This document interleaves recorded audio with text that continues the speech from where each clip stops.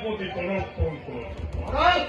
মূৰ্তদয় সিংহকেতু আৰু ইন্দ্ৰকেতু মোগলকে মোৰ ৰাজ্যৰ অশান্তিৰ কাৰণ কিবা নিৰ্ধাৰণ কৰিলে একো কাৰণ নিৰ্ধাৰণ কৰিব পৰা নাই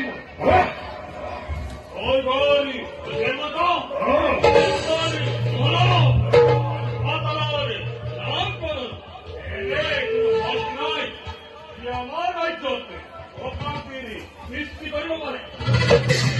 আপোনাৰ ঘৰত গৈ ৰাজ্যৰ চৌদিশে ঘূৰিও একোকে নিৰ্ধাৰণ কৰিব নোৱাৰিলো পিতৃৰে। আৰু গোবিন্দকেতু এই ক্ষেত্ৰত মই আপোনাক সহায় কৰিব নোৱাৰিলো। যেতিয়া জলৈকে গৈছো তেতিয়া নতুন নতুন অভিজ্ঞতাহে লাভ কৰিবলৈ বাৰটো পিছনে কোনোবা হঠাৎ চুৰি লাগিছে।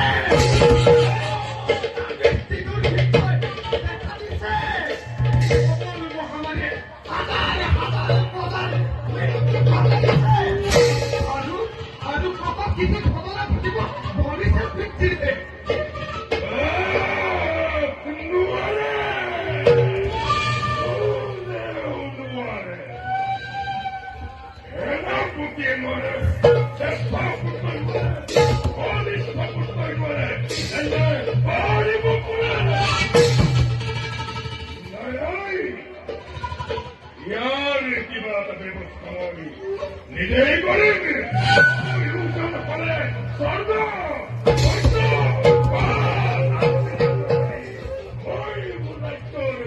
অশান্তি নিৰ্ধাৰণ কৰিম।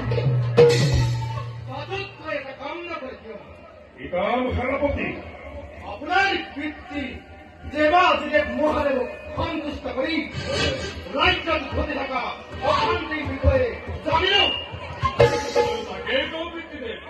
এতিয়া বলবি এই ভুৱন বিধান কৰিবলৈ হয় তেন্তে এই কাম কৰিবলৈ সিংহকেতু কৰিব।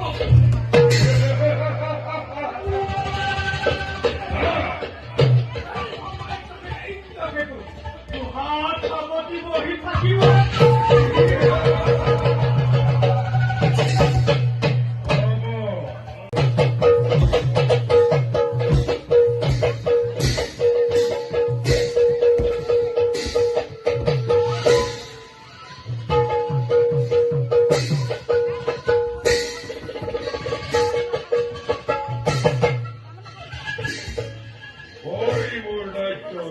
অশান্তিৰ কাৰণ বিচাৰি পাইছো। কোনে আমাৰ ৰাজ্যৰ অশান্তি সৃষ্টি কৰিছে? এতিয়াই শান্তি দূৰ কৰি ৰাজ্য শান্তি কৰি আপোনাৰ আৰু প্ৰজাৰ মংগলৰ কাৰণে প্ৰাণ দিবলৈ সাজু আছো পিতৃ। এই ঘোঁৰাৰ কোনো প্ৰয়োজন মোৰ ৰাজ্যৰ অশান্তি দূৰ কৰিবলৈ মোৰ একে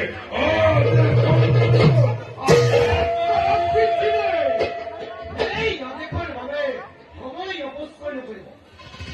যদি সময় অপচয় কৰে বিপৰীত পক্ষই শক্তিহে বৃদ্ধি পাব।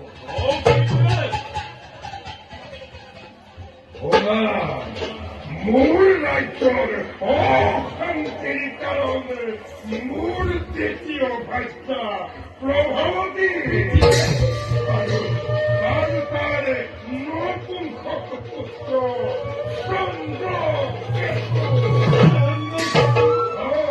মোৰ পিতৃদেৱে মহাদেৱে কৈছে প্ৰভাৱতী আৰু চন্দ্ৰকেতু মৰিবই লাগিব। আমাৰ মাতৃভদ্ৰীক মাহিয়া আৰু ভাতৃপতিক চন্দ্ৰকেতুক হত্যা কৰিব লাগিব ৰাজ্যৰ শান্তিৰ কাৰণে। অসম্ভৱ পিতা, এনে নিদাৰুণ কাৰ্য কেতিয়াও সময় দিব অপিতৃদেৱ, পৃথিৱীত এনে কোনো দৃষ্টান্ত নাই য'ত ৰজাই নিজৰ ৰাজ্য আৰু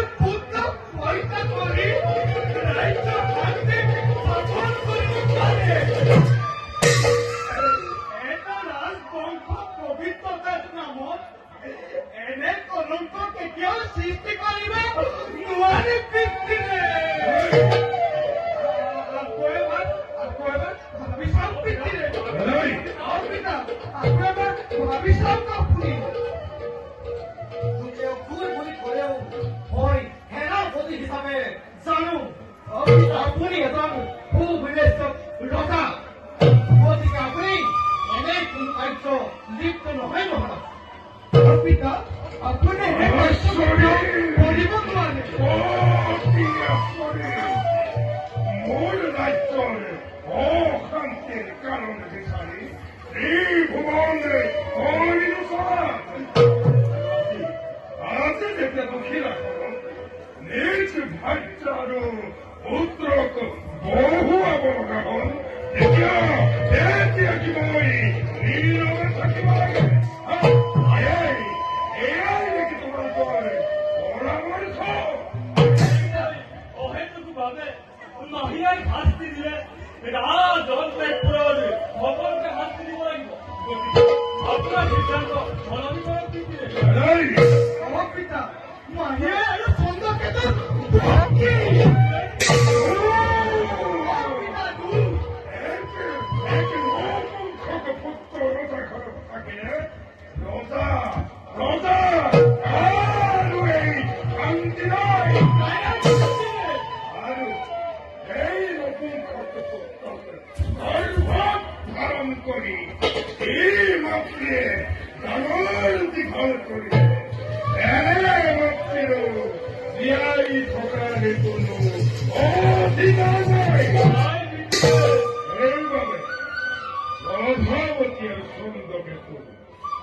মৰিবই লাগিব। আকৌ এবাৰ ভাবি চাওক পিতা।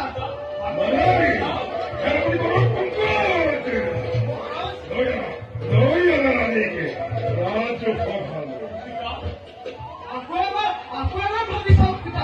এই কাৰ্য আপুনি কেতিয়াও কৰিব নোৱাৰে।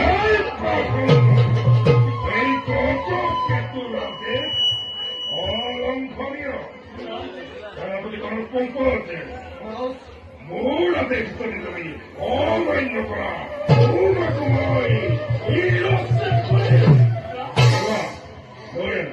লৈ আনা ৰাণীকে ৰাজসভালৈ।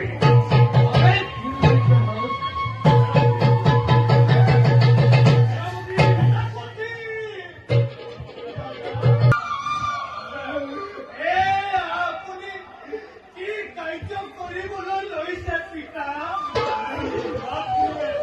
জীয়াই থকাৰ বাহিৰে এক মুহূৰ্ত মৃত্যুৰ কথা চিন্তা নকৰে। খন্তেক পাছতে আপোনাৰ আদেশত তেওঁ মৃত্যুক ভাগৱত দিব লাগিব।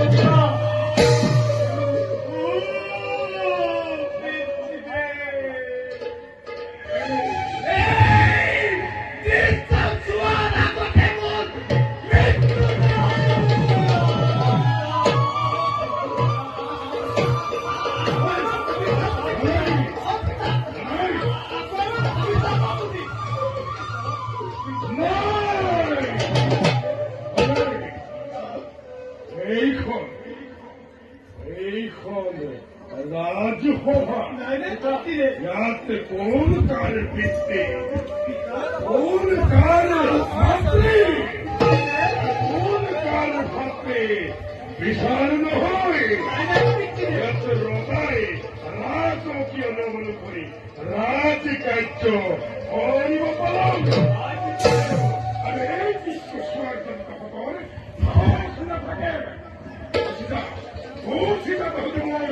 সন্মুখৰ পৰা